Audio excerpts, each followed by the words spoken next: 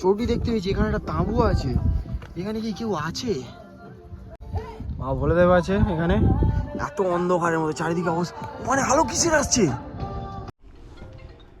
এখন 11টা বাজে আর আমাদের স্পিরিট বিশাল।